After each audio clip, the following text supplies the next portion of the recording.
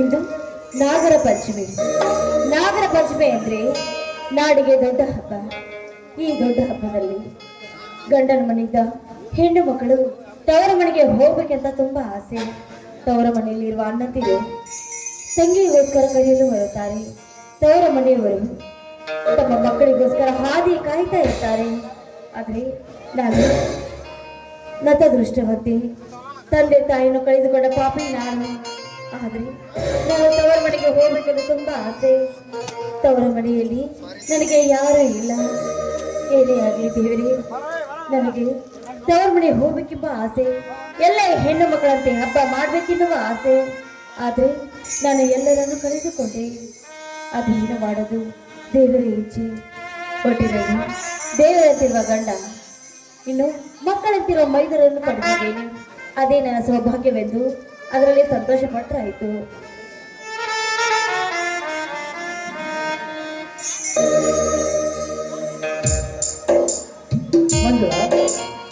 ಮನೆಯಲ್ಲಿ ಮೈದನಲ್ಲವೇ?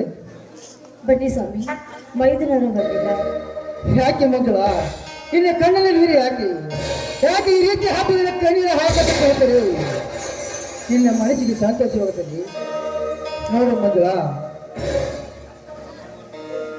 ಹಾಗೇನಿಲ್ಲ ರೀ, ಸ್ವಲ್ಪ ತವರಿನ ನೆನಪಾಯ್ತು ಅಷ್ಟೇ. ಹುಚ್ಚಿ, ತವರಿನ ನೆನಪಾಯ್ತು ಅಂದು ನಿನ್ನ ಮನಸ್ಸಿಗೆ ನೀವು ತಂದುಕೊಳ್ಬೇಡ. ಯಾಕೆಂದ್ರೆ ನಿನ್ನ ಮನೆ ಅಲ್ಲವೇ?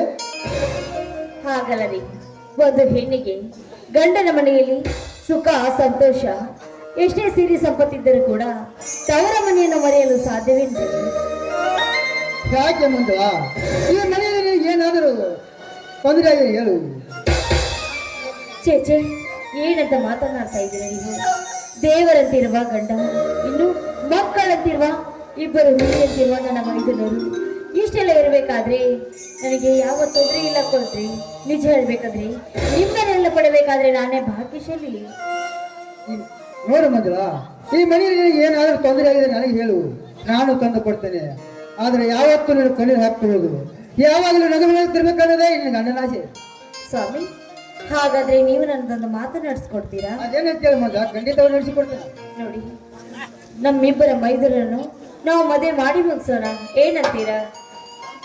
ಅಂತೂ ತಮ್ಮಂದರ ಮದುವೆ ಮಾಡಿ ಮೊದಲನೇ ಹೆಣ್ಣಾಚಾರ ಮದುವೆಗೆ ಬಂದ ಮೇಲೆ ಈ ಎಲ್ಲ ಮನೆ ಜವಾಬ್ದಾರಿ ಕೆಲಸ ಅವ್ರಿಗೆ ಒಪ್ಪಿಸಿ ಈಗ ಆಯಾಗಿರ್ಬೇಕಾದ್ರೆ ನಿನ್ನ ಆಸೆ ಅಂತ ಕಾಣ್ತದೆ. ಹಾಗಲ್ಲ, ರಾಜ್ಯದ ಕೂಡ ಓದು ಮುಗಿಯಿತು. ಇನ್ನು ನನ್ನ ಹಿರಿಯ ಮೈದನ ಕೂಡ ಮದುವೆಗೆ ವಯಸ್ಸಿಗೆ ಬಂದಿದ್ದಾನೆ. ಹಿರಿಯರಾದ ನಾವು ಅವರ ಮದುವೆ ಮಾಡಿ ಮುಗಿಸ್ಬೇಕೆನ್ನುವ ಕರ್ತವ್ಯ ನಮಗಿಲ್ವೇನ್ರಿ? ಮಂಜುಳ, ತಮ್ಮಂದರ ಮೇಲೆ ಪ್ರೀತಿ ಇರುತ್ತಿದೆಯಾ? ನಾನು ಅದೇ ವಿಚಾರಿಸ್ತೇನೆ. ತಮ್ಮಂದರು ಇಬ್ಬರು ಬರ್ರಿ, ವಿಚಾರ ಮಾಡಿ ತೀರ್ಮಾನಕ್ಕೆ ಬಂದ್ರೆ ಆಯ್ತು.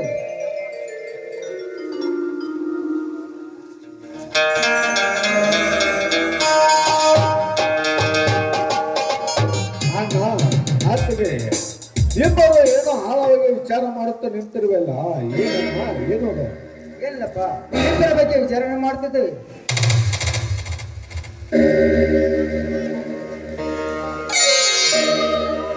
ಅಣ್ಣ, ಏನದ ಬಗ್ಗೆ ನಮ್ಮಿಬ್ಬರ ಬಗ್ಗೆ ಯೋಚನೆ ಮಾಡುವಂತ ವಿಷಯ? ಏನಿಲ್ಲಪ್ಪ, ನಿಮ್ಮಿಬ್ಬರನ್ನು ಮದುವೆ ಮಾಡ್ಬೇಕಂತ ನಿರ್ಧಾರ ಮಾಡಿದ್ದೀವಿ. ಅತ್ತಿಗೆ ಇಷ್ಟಕ್ಕ ಬೇಗಮ್ಮ ನಮ್ಮ ಮದುವೆ. ಯಾಕಂದರೆ ನನ್ನ ತಮ್ಮನ ರಾಜನ ಓದು ಸಲುವಾಗಿ ಸಾಕಟ್ಟ ಸಾಲವಾಗಿದೆ. ಹಾಗಲ್ಲ, ತೀರಿದ ನಂತರ ಮದುವೆ ಅಂದರೆ ಮುಂದೆ ನೋಡಿದರಾಯ್ತು. ಇಷ್ಟಕ್ಕ ಬೇಗಮ್ಮ ನಮ್ಮ ಮದುವೆ. ರಾಜು, ನಿನ್ನ ಅಭಿಪ್ರಾಯ ಏನಪ್ಪ?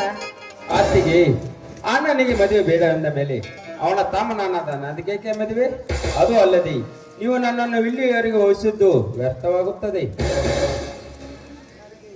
ನನಗೆ ಯಾವುದಾರ ಒಂದು ಉದ್ಯೋಗ ದೊರೆತ ಮೇಲೆ ಮದುವೆಯಾಗಿ ನಿಮ್ಮ ಸೇವೆ ಮಾಡುತ್ತಾ ಕಾಲ ಕಳೆಯಬೇಕನ್ನೋದೇ ಇನ್ನಿನ ಮೈದನ ಆಶಯ.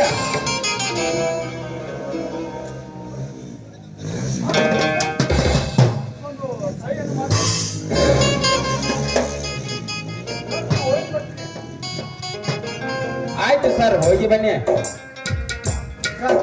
ಎಲ್ಲಿಂದ ಬಂದಿದೆ ಕಾಗದ? ಅಣ್ಣ, ಬೆಂಗಳೂರು ಸ್ಟೇಟ್ ಬ್ಯಾಂಕ್ನಿಂದ ಬಂದಿದೆ. ಬೆಂಗಳೂರು ಸ್ಟೇಟ್ ಬ್ಯಾಂಕ್ನಿಂದ ಬಂದಿದೆ ತಮ್ಮ. ಏನು ವಿಷಯ? ಅಣ್ಣ, ಬೆಂಗಳೂರು ಸ್ಟೇಟ್ ಬ್ಯಾಂಕ್ ನಲ್ಲಿ ನನಗೆ ಮ್ಯಾನೇಜರ್ ಕೆಲಸಕ್ಕೆ ಇಂಟರ್ವ್ಯೂ ಕರೆದಿದ್ದಾರೆ. ಸಂತೋಷವಾಯ್ತು ತಮ್ಮ, ಸಂತೋಷವಾಯ್ತು ತಮ್ಮ. ಇಂಟರ್ವ್ಯೂ ಎಂದಿದೆ? ಅಣ್ಣ, ಇದೇ ತಿಂಗಳು 25ನೇ ತಾರೀಕಿದೆ. ಇಂಟರ್ವ್ಯೂ ಕೊಡಲು ಬೆಂಗಳೂರಿಗೆ ಹೋಗಬೇಕು.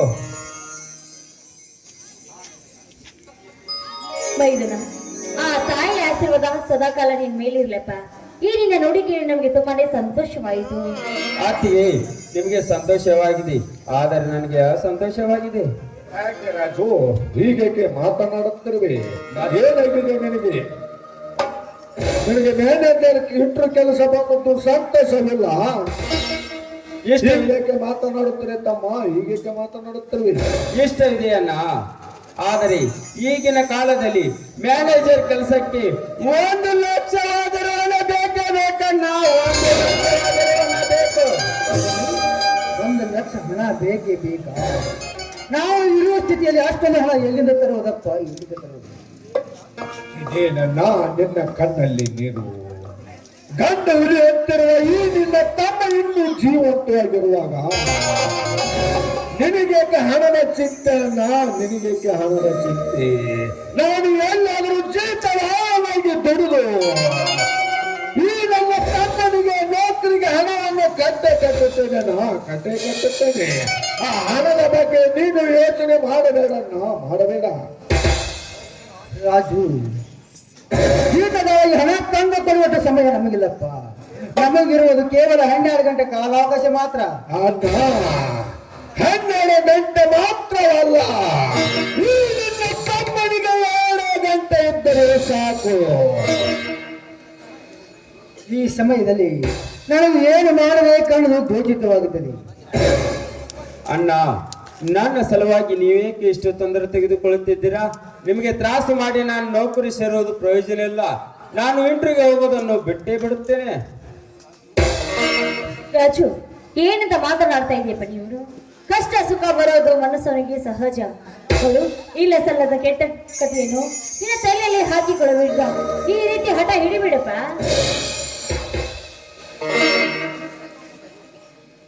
ಅದಿರ್ಲಿ ನೋಡಪ್ಪ, ಆದದನ್ನು ತಲೆಯಿಂದ ಹೊರಗೆ ಹಾಕ್ಬಿಡು. ಇದೇ ಸಂತ ಸಮಯದಲ್ಲಿ ಎಲ್ಲರೂ ಸೇರಿ ಹಾಡಿನಲ್ಲಿ ಅಲ್ಲ.